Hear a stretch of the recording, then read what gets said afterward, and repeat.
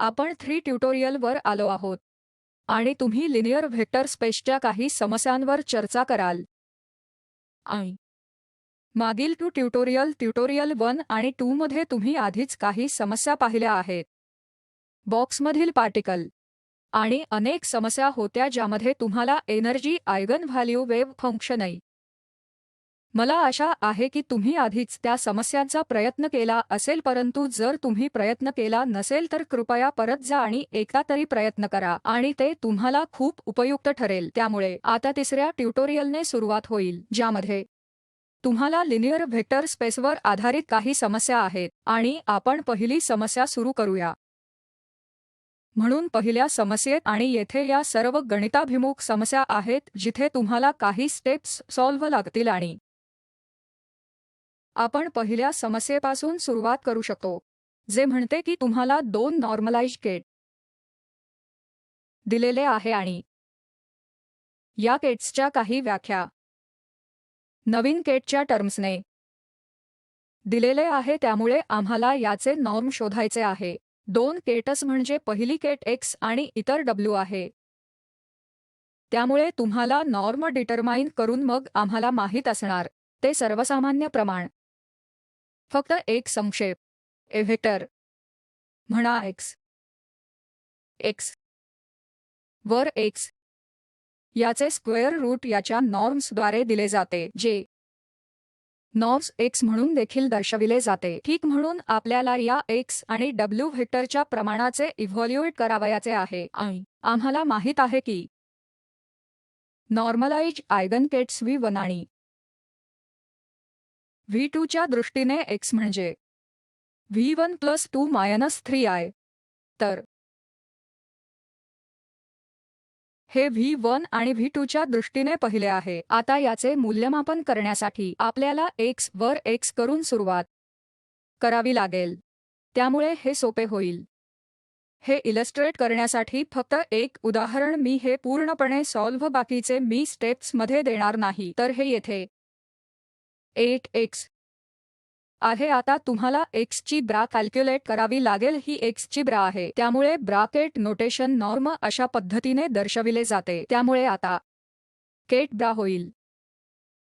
हे नॉर्मलायझेशन किंवा हे संख्या तशीच राहील आणि कॉम्प्लेक्स संख्या कॉम्प्लेक्स कॉन्जुगेट असेल जे तुम्हाला लिहायचे आहे 2 - 3i ते +3 i मल्टिप्लाय ही ब्रा होईल.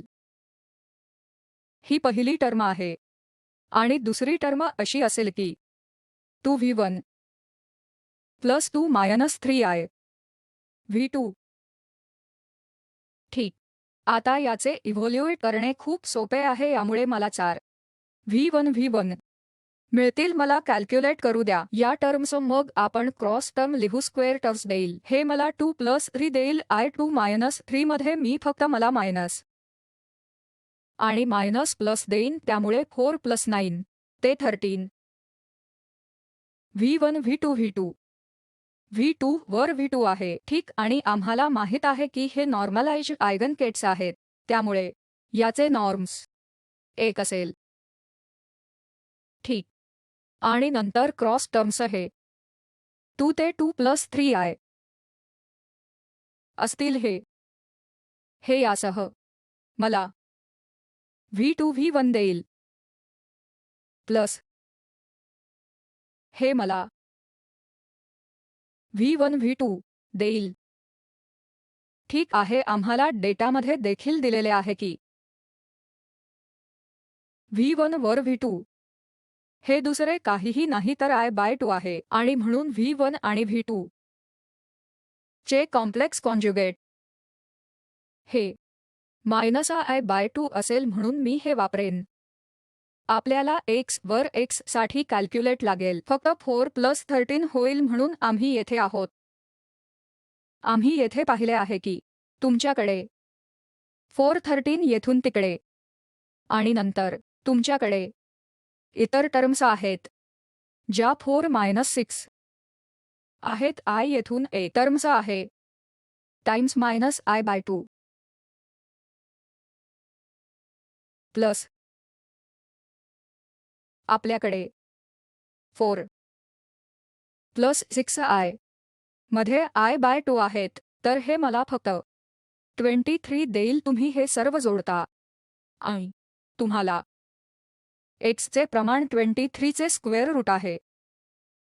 ठीक आहे, त्यामुळे हे मला हा परिणाम देईल. ठीक आहे, म्हणून आपण x चे प्रमाण काढले आहे, जे आता 23 चे स्क्वेअर रूट असेल. x प्रमाण मोजून तुम्ही हे मिळवता. त्याचप्रमाणे w चा नॉर्म मोजण्याचा प्रयत्न करा. त्याच पद्धतीने तुम्ही फक्त w चा नॉर्म मोजू शकता. प्रश्नाचा पुढील भाग आहे x चे प्रमाण w वर x आणि w त्याच प्रकारे मूल्यमापन करा. आणि x टर्म घेऊ जे 2 1 प्लस 2 प्लस 3i v2 आहे.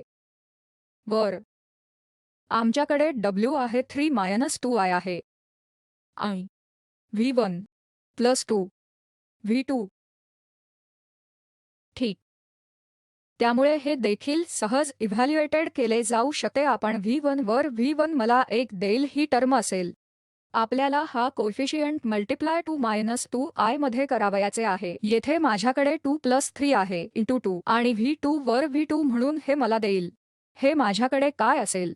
हे मला 6 आणि 4 10 आणि हे -4 देईल आणि प्लस 6, त्यामुळे प्लस 2i देईल आणि क्रॉस टर्म्स मला देतील. मला फक्त त्यांचे मूल्यांकन करावे लागेल. त्यामुळे हे मला 4i/2 देईल, म्हणजे -2i v1 v2 plus 2i आणि उर्वरित टर्म त्याच प्रकारे माझ्याकडे 6 असतील.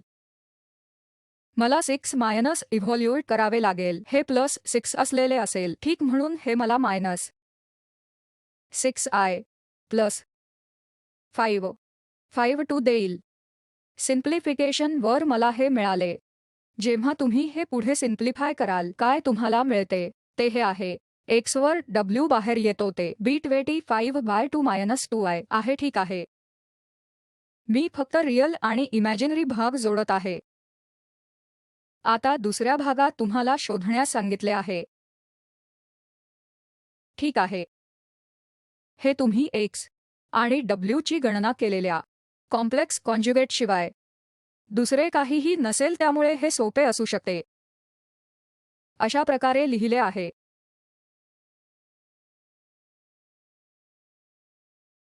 म्हणून हे तपासणे हा एक चांगला स्वाध्याय असेल. म्हणून फक्त हे तपासा आणि तुम्हाला ते मिळते का ते शोधा. पुढच्या समस्येत आपल्याला येथे काय आहे ते आहे. तुम्हाला 3 आयगन केट्स दिल्या आहेत. ठीक आहे, तुम्हाला 3 आयजेन केट्स दिले आहेत. ते E1 E2 आणि E3 आहे. ठीक आहे, तुम्हाला 3 आयगन केट्स अशा दिल्या आहेत की तुम्हाला प्रत्येक आयगन केटचे एकमेकांशी संबंध न पाहता दिले जातील आणि ग्रॅम श्मिट प्रक्रियेचा वापर करून तुम्हाला या आयगन केटचा ऑर्थोनॉर्मल आधार तयार करावा लागेल. म्हणून या 3 केट्सच्या ऑर्थोनॉर्मल सेटची कॅल्क्युलेट करण्यासाठी एक जे काही करतो ते ग्राम श्मिटकडून वापरला जाते, जे ऑर्थोनॉर्मलच्या व्हेक्टर्स टर्म्सने प्रत्येक कंपोनंटला प्रोजेक्ट करेल. तर आता सुरुवात करण्यासाठी आपण प्रथम लिहू लागलो आहोत. तर ही समस्या क्रमांक 2 आहे. u1 केट, u2 केट आणि केट u3 ऑर्थोनॉर्मल ऑर्थोगोनल केट्स असू द्या. या केट्सच्या संदर्भात आपल्याला 1 E1 E2 E3 u मिळवावे लागेल. E1 E2 E3 आणि त्याचप्रमाणे u3 साठी. म्हणून आपण ग्रॅमश्मिटद्वारे सुरू करू. म्हणून ग्रॅमश्मिट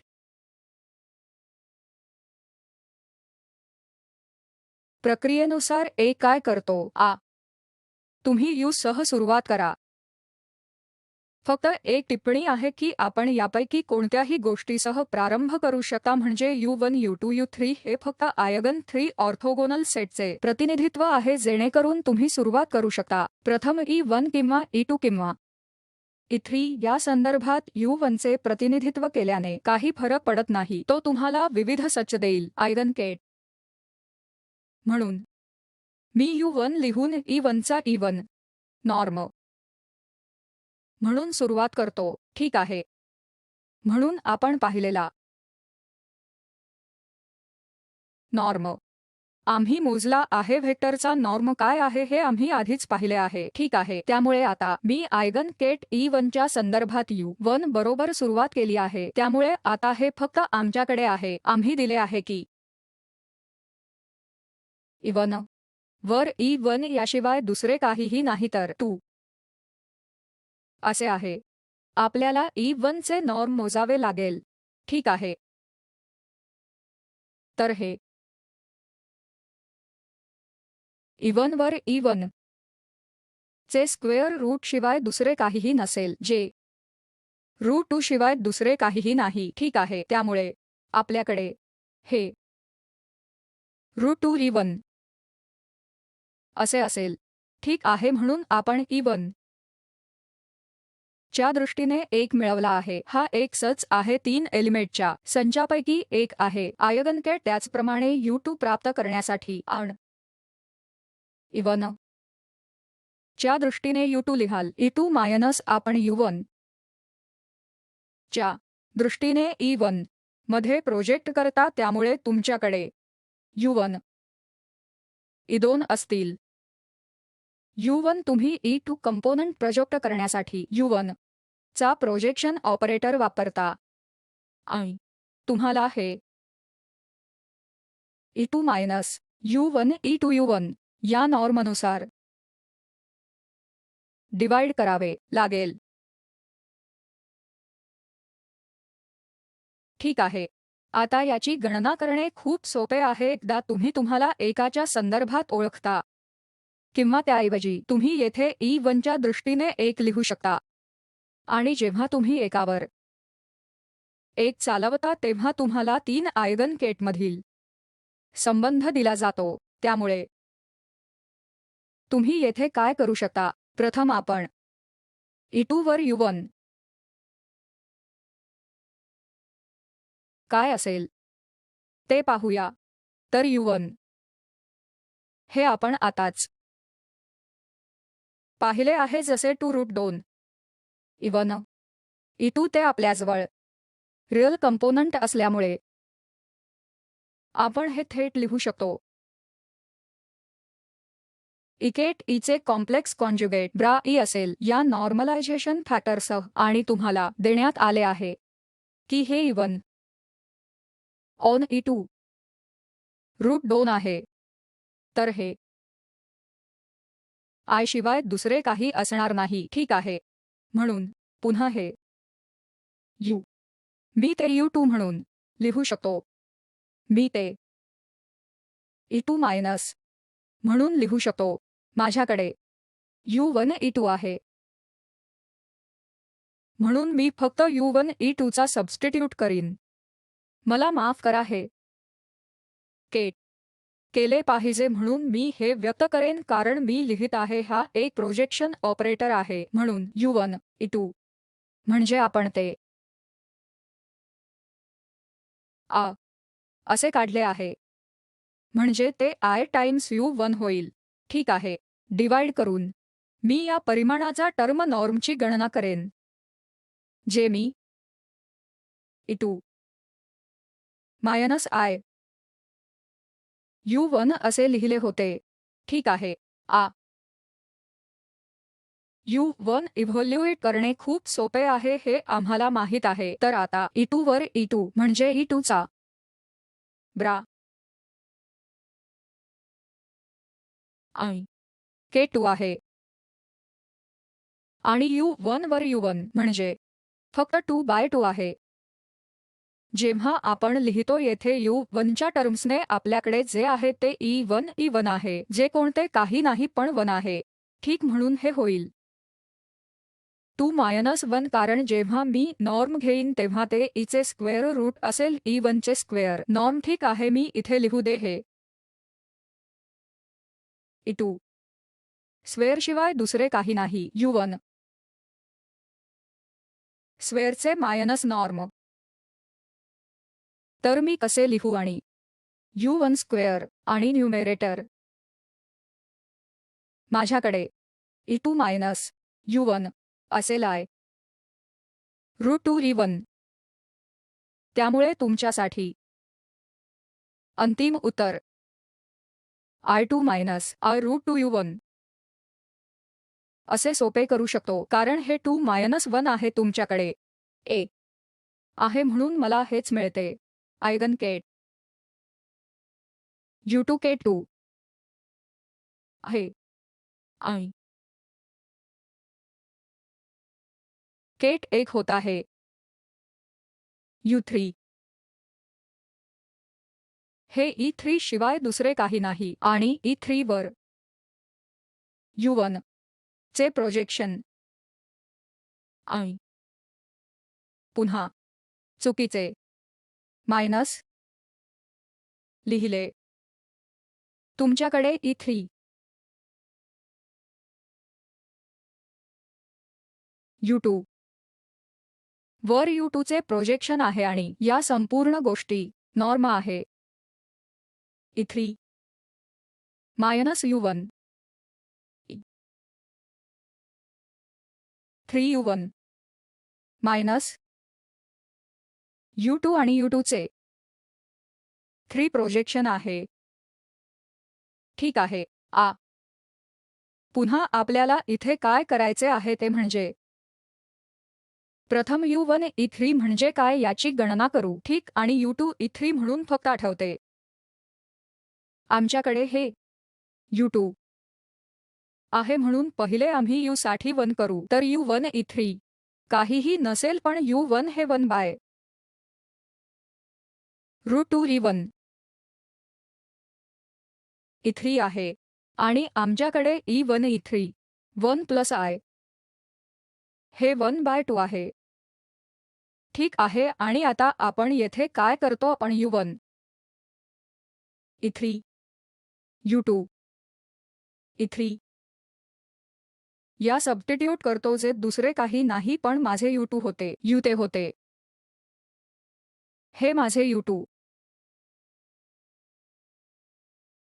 टाइम्स E3 आहे तर हे E2 वर E3 आहे आपल्याकडे ते 2 म्हणून 2 - I रूट 2 आणि E1 वर E3 म्हणजे 1I करतो ठीक आहे म्हणजे ते काही नाही पण मी हे लिहू शकतो कारण हे -I असेल त्यामुळे हे प्लस I म्हणून 2+1 रूट 2 द्वारे -I रूट 2 द्वारे तर ही माझे U2 E3 चे एक्सप्रेशन आहे ठीक म्हणून हे मी या एक्सप्रेशन मध्ये सबस्टिट्यूट घेईन तर आणि हे लिहूया म्हणजे हे असेल माझ्याकडे आता आणि पुन्हा U2 वर E3 असेल आम्ही गणना केली आहे आणि तुम्ही 2 वर E3 सह मी हे पुन्हा हायलाइट करतो U2 वर E3 आणि U2 मला हे येथे स्पष्टपणे लिहू द्या कारण ही 2+1 रूट 2 मायनस I रूट 2 द्वारे एक्सप्रेशन असेल हे आपण U2 वर एक्सप्रेशन असेल E2 -I रूट 2 E1 शिवाय काहीही नव्हते ठीक आहे म्हणून आपण ते येथे आहे तसे ठेवू शकतो किंवा आपण त्या शेवटी बदलू शकतो ठीक आहे बहुतेक शेवटी सबस्टिट्यूट चांगले होईल कारण ते एक लांबलचक एक्सप्रेशन आहे तर आता मला इथे परत येऊ दे मग इथे आम्ही जे केले ते E3 आणि U1 वर याने आपल्याला रूट 2 1+I दिले ठीक आहे आणि U वर 1 मायनस u2 e3 ही एक्सप्रेशन आहे i2 plus 1 root 2 minus i root 2 times u2. ठीक आहे म्हणून हा न्यूमेरेटर आहे डॉमिनेटर हा या प्रमाणाचा सर्वसामान्य प्रमाण असेल. ठीक आहे. आणि आता आणखी सिम्प्लिफिकेशन आहे जेव्हा तुम्ही हे आणखी सोपे कराल आणि तुम्हाला काय प्राप्त होईल ते सर्वसामान्य प्रमाण शोधा. हे नॉर्म बाहेर येण्यासाठी बाहेर येते. हे मला स्पष्टपणे सोडवायचे आहे. असे लिहू द्या. हे 2 रूट -2 बाहेर येईल म्हणून हे आहे. हे नॉर्म ठीक आहे. तुम्हाला e3 कॅल्क्युलेट करावे लागतील जे दुसरे काही नसून पण 4 बरोबर नाही. हे फक्त मला -2 किंवा 2 देईल. हे मला 1 देते. ठीक आहे. कारण मी u1 कॅल्क्युलेटेड आहे. हे रूट 2 वर 1 प्लस i आहे. हे स्क्वेअर आणि तुम्ही पुन्हा ऑपरेट म्हणजे आम्ही काय मिळवतो आहे फक्त 1चा फॅक्टर आणि एक मायनस चिन्ह आहे. त्यामुळे तुमच्याकडे एक फॅक्टर असेल नंतर या टर्मचा स्क्वेअर ज्याचा परिणाम -5 -2 रूट 2 होईल. ठीक आहे. तर पुन्हा तुम्ही आणखी सिम्प्लिफाय करा आणि डिनोमिनेटर मिळवा म्हणजे अंतिम एक्सप्रेशन आहे u3 साठी e3 -1 रूट 2 1 प्लस i असेल. ठीक आहे. मी या पॉइंटवर करू शकतो. मी u1 सबस्टिट्यूट करू शकतो आणि माझे u1 हे माझे u2 काय होते. हे माझे u1 हे रूट 2 e1 होते. त्यामुळे माझ्याकडे रूट 2 e1 मायनस माझ्याकडे हा फॅक्टर आहे 2 माझे 2 plus 1 root 2 minus i root 2 times हा फॅक्टर u2 काय ही मोठी एक्सप्रेशन आहे जी मी तुम्हाला एका मिनिटापूर्वी दाखवली होती. ही एक्सप्रेशन जी रूट 2 वर e2 मायनस रूट i 1 आहे. ही संपूर्ण गोष्ट या नॉर्मलायझेशन फॅक्टरने मल्टिप्लाय केली आहे जे 1/2 रूट 2 -2 आहे. म्हणून मी ही एक्सप्रेशन पूर्णपणे u3 असे पुन्हा लिहिले. u3 म्हणजे 1/2 रूट 2 -2 टाइम्स तुमच्याकडे असतील 1/e3 -1 plus i 1 plus i root 2 मध्ये फॅक्टर. म्हणून आपण या मागील पायऱ्यांचे सिम्प्लिफिकेशन येथे करत आहोत. मला 2 मिळतील म्हणून माझ्याकडे 2 आहेत. ठीक आहे. e1 वर म्हणून या पहिल्या 2 टर्म्स आहेत आणि दुसरे टर्म आपण ते ठेवू शकतो कारण ते आणखी सिम्प्लिफाय करण्याची आवश्यकता नाही. तर शेवटची टर्म अशी असेल की मी येथे लिहीन -2 plus 1 root 2 minus i root 2. आपण हे पाहू शकतो. ठीक आहे. Times e2 minus i by root 2 e1 म्हणून हे 3 ऑर्थोनॉर्मल सन्स आहेत जे आयगन केटच्या संदर्भात व्यक्त केले जातात e1 e2 आणि e3. म्हणून मी सर्व काही एकत्र ठेवूया म्हणजे हे माझे e1 हे e2 आणि हे e3 आहे. ठीक आहे. म्हणून जेव्हा तुम्ही असे कराल तेव्हा तुम्हाला e1च्या दृष्टीने एक u2 e2च्या संदर्भात प्राप्त होईल आणि e1 आणि u3 याच्या दृष्टीने तुम्ही हे तपासू शकता की या 3 आयगन केट्स पैकी 3 आयगनचे ऑर्थोनॉर्मल सच आहे का. तत्सम समस्या या ट्युटोरियलच्या पुढील भागात तत्सम एक्सरसाइज करतील. त्यामुळे या समस्या तुम्ही स्वतः वापरून पाहिल्यास बरे होईल. तुम्हाला या समस्या अगदी सोप्या आहेत. ते सोडवले जाऊ शकतात. तुम्ही कोणतीही पायरी न सोडता ते योग्य रीतीने सोडवण्याचा प्रयत्न करा. सुरुवातीला नंतर जेव्हा तुम्हाला ह्या प्रॉब्लेम्सचा सामना करावा लागतो तेव्हा तुम्ही फक्त स्टेप वगळू शकता जिथे तुम्ही मेंटली गोष्टी करू शकता. उरलेले ट्युटोरियल पुढच्या वर्गात पाहू.